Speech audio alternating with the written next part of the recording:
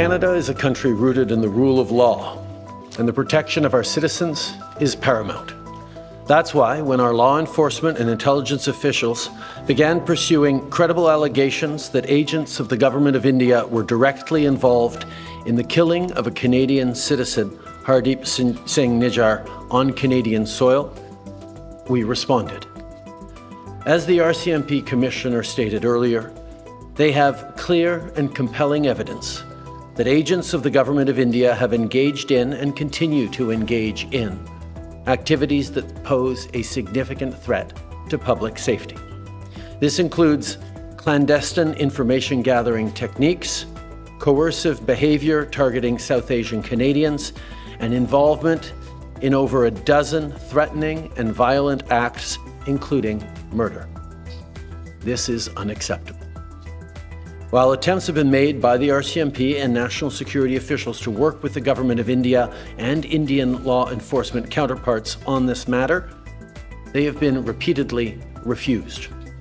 This is why, this weekend, Canadian officials took an extraordinary step.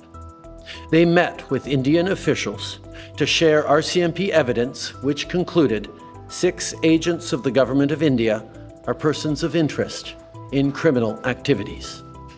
And despite repeated requests to the Government of India, it has decided not to cooperate.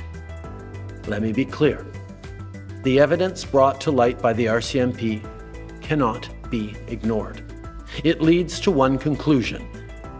It is necessary to disrupt the criminal activities that continue to pose a threat to public safety in Canada. That is why we acted.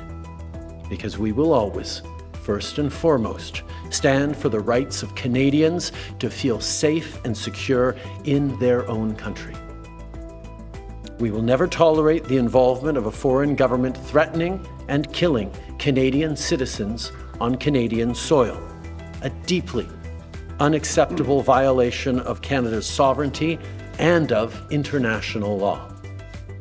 I know the events of the past year and today's revelations have shaken many Canadians, particularly those in the Indo-Canadian and Sikh community. Many of you are angry, upset, frightened. I get that. This shouldn't happen. Canada and India have a long and storied history rooted in people-to-people ties, business, and trade. But we cannot abide by what we're seeing right now.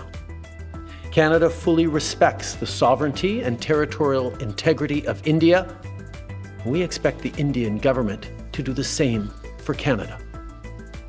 As Prime Minister, it is my responsibility to provide reassurance to those who are feeling their safety has been compromised, but most importantly, it is my responsibility to take action and to never hesitate in doing what is necessary to protect Canadians.